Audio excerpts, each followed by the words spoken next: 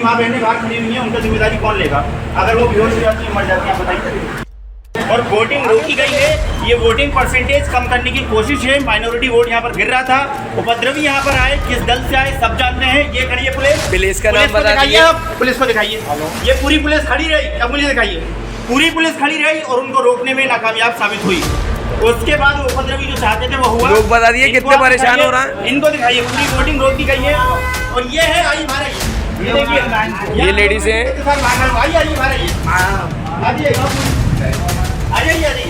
ये देखिए, ये हमारी माँ बहनें खड़ी हुई है, इनकी जिम्मेदारी कौन लेगा अगर ये बेहोश हो जाती हैं, गिर जाती हैं, इनकी जिम्मेदारी कौन लेगा।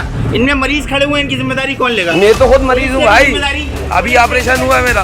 बच्चों को बच्चे भी खड़े हुए हैं बाहर दूध पीते। आप लेंगे, आप लेंगे कोई लेके तो कोई नहीं।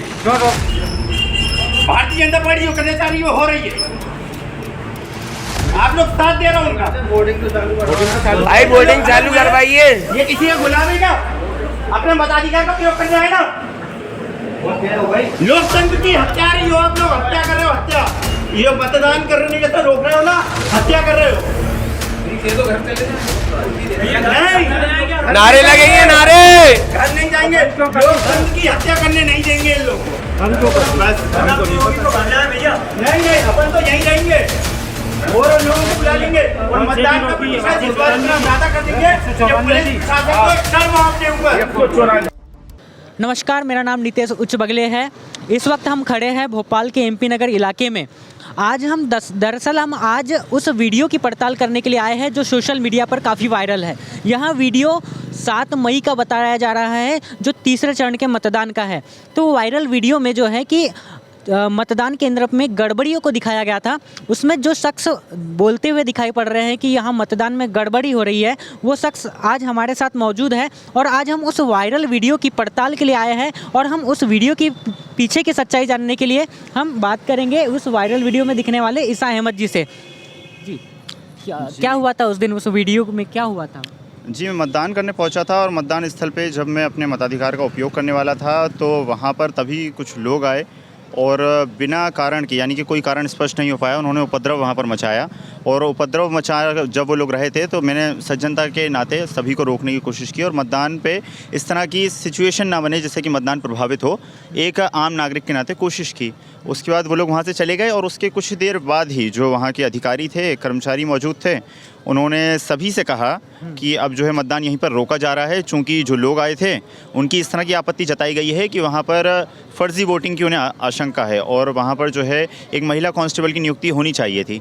तो इस कारण अब जो है हम वरिष्ठ अधिकारियों से बात कर रहे हैं और मतदान को यहीं पर ही रोका जा रहा है। लेकिन फिर मैंने इस बात पे आपत्ति उठाई कि ये कोई तरीका नहीं है, जब इतना ज़्यादा टेम्परेचर है, इतनी ज़्यादा धूप है और बाहर भी न टेंट लगाया गया है और ना ही अंदर पीने के पानी की व्यवस्था है, ना ही बैठने की व्यवस्था है।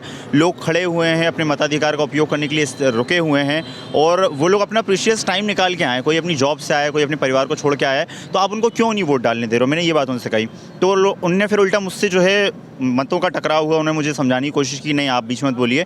फिर मैंने थोड़ी उत्तेजना के साथ बात रखी कि आखिर क्या तरीका है, आप क्यों रोक रहे हैं लोगों को वोट का इस्तेमाल करने से? कोई किसी का यहाँ गुलाम नहीं है, लोग लोकतंत्र के महापर्व में हिस्सा लेने हैं, अपने राइट का इस्तेमाल करना है, आप उनको क्यों रोक रहे हैं? और ऐसे में मैंने पुलिस प्रशासन पर भी और वहाँ जो कर्मचारी मौजूद थे, इलेक्शन कमीशन के भी और सरकारी कर्मचारी भी, सभी पे प्रश्न चिन्ह साफ तौर पर खड़े किए कि वहाँ पे जब वो उपद्रवी आए थे तब जो पुलिस के अधिकारी हैं उन्होंने उसे रोकने की कोशिश क्यों नहीं की, या जो मतदान कर्मी थे उन्होंने जो है उनको रोकने की कोशिश की, या फिर उन पर कार्रवाई की बात क्यों नहीं कही गई। और इसके साथ साथ जब वो उपद्रव मचा के चले गए, जिस उद्देश्य के साथ वो आए थे कि मतदान रुक जाए, वही उद्देश्य की पूर्ति हो रही है, ये कहाँ का न्याय है? उन लोगों के साथ कहाँ का न्याय है? तो मैंने यही बात रखने की कोशिश की और उसी वक्त जो है वहाँ पर फिर कुछ वक्त तक मैंने बहस करी, फिर कुछ वक्त तक मतदान प्रभावित रहा, रुका रहा।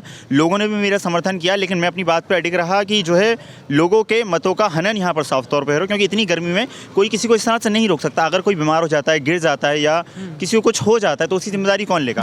ये वीडियो कहाँ का है? जी, इस वीडियो को लेकर कई सारी चर्चाएं हैं, कई लोग मुझसे पूछ रहे हैं, लेकिन ये सच बात है, ये वीडियो मध्य प्रदेश का है, राजधानी भोपाल की नरेला विधानसभा वार्ड 40 बाग उमरा दूल्हा कॉलोनी का ये वीडियो है। अच्छा, कौन से बूथ का है? बूथ क्रमांक 194। अच्छा, तो इसको लेकर आपने फिर चुनाव आयोग में शिकायत की थी? जी, मेरी कोशिश ये थी कि जो चुनाव रुका हुआ है वो एक बार फिर शुरू हो जाए। मैं कोई वहाँ का नेता नहीं हूँ, ना ही मुझे कोई नेता बनने का शौक है, बट मुझे जो चीज़ गलत लगी उसको लेकर मैंने आवाज़ उठाई। बट अब कुछ लोग कह रहे हैं कि आपको शायद उसके लिए लिखित आवेदन देना चाहिए था। तो अब अगर मुझे लगता है आगे भी कि इस तरह की घटनाएं आगे ना हो या फिर जो हुआ वो ज़्यादा गलत हुआ, तो मैं इस पर संज्ञानरत हूँ। अगर मुझे लगा तो हो सकता है आचार संहिता के बीच ही चुनाव आयोग को लिखूंगा इस पूरे मैटर के बारे में।